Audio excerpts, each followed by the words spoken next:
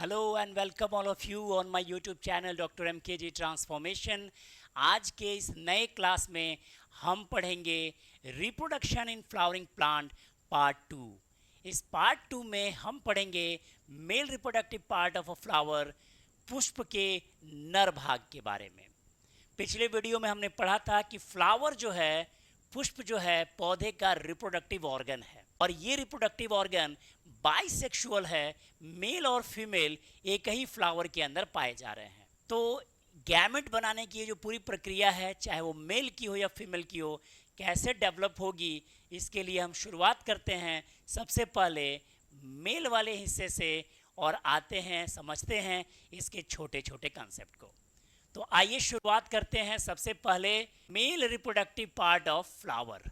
अब इस male reproductive part of flower में आपको पिछले क्लास में ही मैंने बताया था कि जो फ्लावर का मेल रिप्रोडक्टिव पार्ट है वो एंड्रोशियम कहलाता है। और एंड्रोशियम की अगर हम यूनिट की बात करें, एंड्रोशियम की यूनिट जो है वो स्टैमिन कहलाती है। और अगर एक स्टैमिन के स्ट्रक्चर को हम देखें तो उसमें ऐसे फिलामेंट नज़र आता है और उसमें एंथर नज़र आता है ऐसे।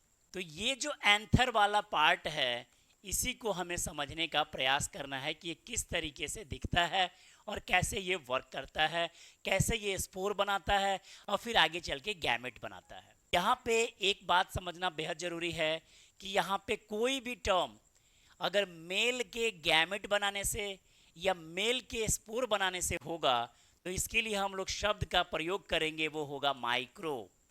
क्योंकि माइक्रो वर्ड यूज करते हैं मेल गैमेट्स के आकार छोटा होने के कारण।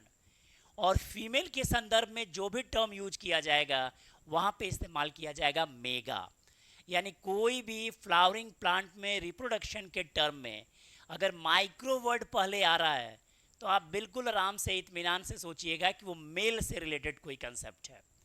तो फ्लावर का ये जो मेल रिप्रोडक्टिव पार्ट एंड्रोशियम कहला रहा था, जिसकी यूनिट आप स्टैमिन कह रहे थे, और इस स्टैमिन के अंदर ये जो एंथर था, ये एक्चुअली करता क्या है और किस प्रकार से स्पोर और गैमेट बनाने में काम करता है, यही आज के क्लास में हम लोग समझने वाले हैं। तो हम समझते हैं यहाँ पे कि ये एंथर को अगर हम एक ट्रांसवर्स सेक्शन, एक पतला, एकदम पतला गोलाकार काटें और एक पतला गोलाकार स्ट्रक्चर काट के जब इसको हम माइक्रोस्कोप में स्टडी करेंगे, किसको स्टडी करेंगे भाई?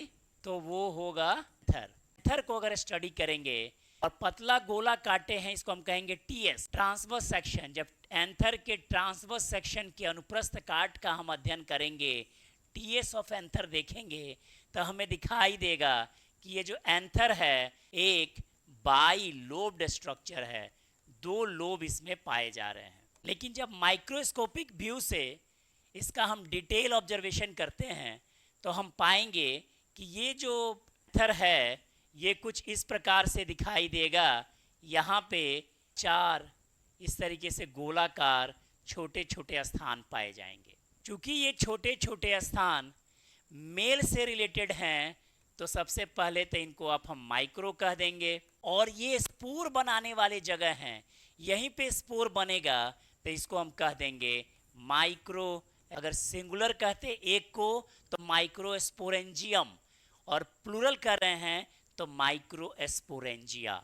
यानी एंथर के ट्रांसवर्स सेक्शन को जब हमने माइक्रोस्कोप में देखा तो ये चार चार स्पोरेंजिया एंथर के भीतर पाए जा रहे थे। तो हम बड़े आराम से कह सकते हैं कि ये जो एंथर है ये वास्तव में टेट्रा स्ट्रक्चर है। टेट्रा मतलब चार, स्पोरेंजिएट स्पोरेंजिया से भरा हुआ।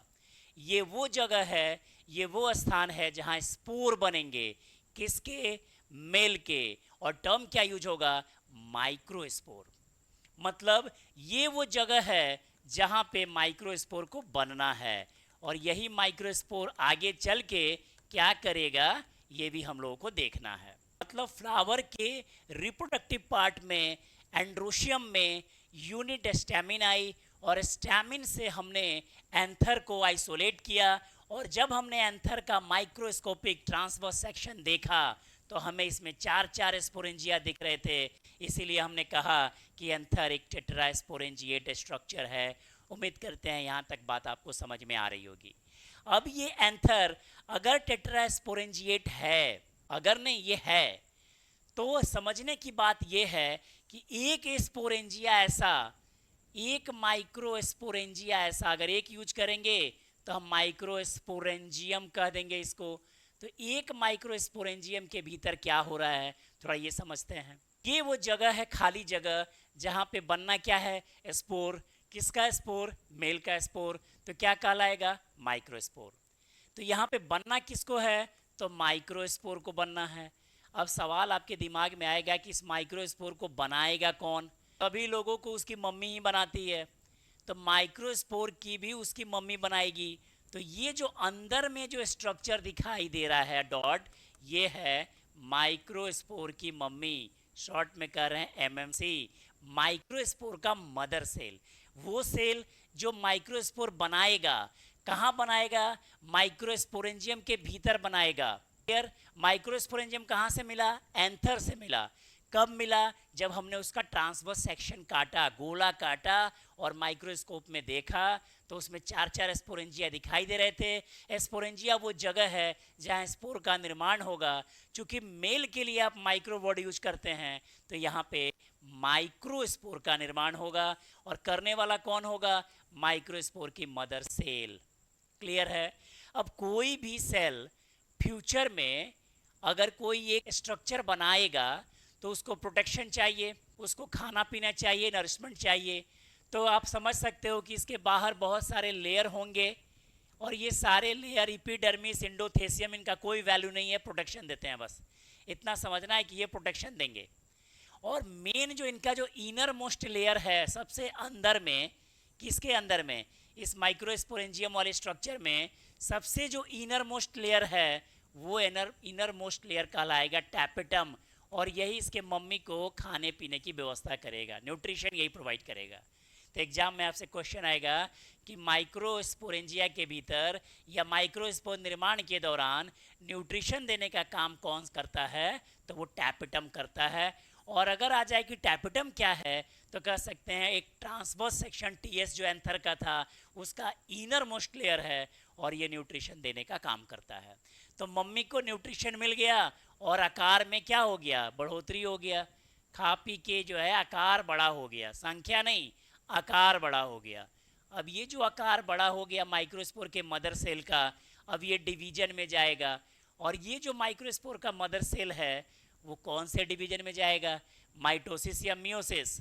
तो ये जाएगा भैया रिप्रोडक्टिव सेल्स में, याद रखिएगा मियोसिस होता है, रिडक्शनल डिवीजन होता है, अर्धसूत्री विभाजन होता है।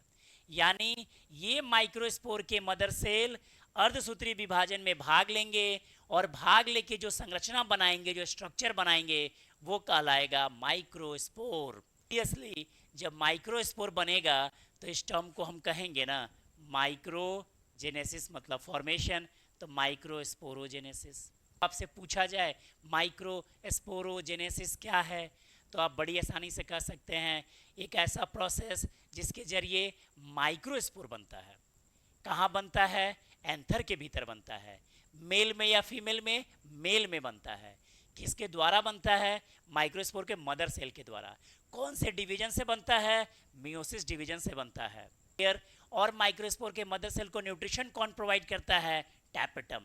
ये सारी बातें कॉपी लीजिए, पेन लीजिए, बैठिए और एक एस्से की तरह लिख लीजिए, और चीज़ों को समझिएगा तो कंसेप्ट आपको बहुत आसानी से इसका समझ में आएगा।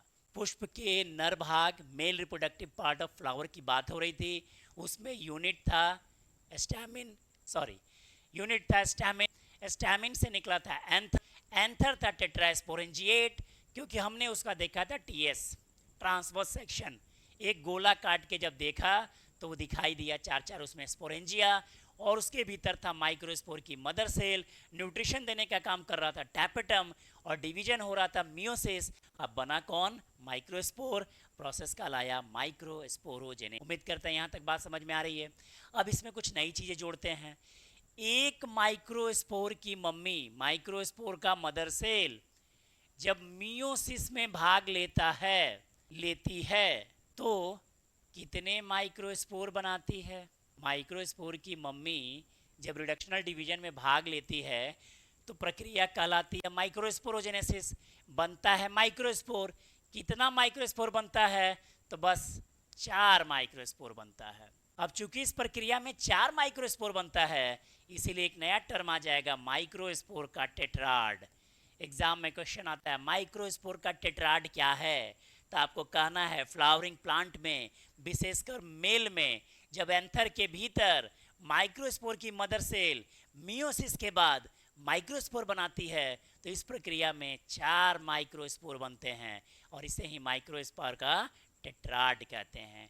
और ये टेट्राड आमतौर पे बाकी पौधों में ऐसा हो सकता है, लीनियर हो सकता है, कहीं कहीं पे टी शेप का हो सकता है ऐसे, कहीं कहीं पे आइसोबाइलेटरल हो सकता है बिल्कुल ऐसे। लेकिन एंजियोस्पर्मिक प्लांट में, एडवांस जो हायर प्लांट्स हैं उनमें ये जो माइक्रोस्पोर का टेट्राड होता है वो देखने में टेट्रा आकार का होता है। ये कुछ इस टाइप का होता है आकार का, टेट्राहेड्रल। तो आज के क्लास में मैंने आपको बताया है 4-5 मुख्य बात। पहला, पोरोजेनेसिस क्या है? तो भैया माइक्रोस्पोर बनने की प्रक्रिया है, माइक्रोस्पोर बनता है।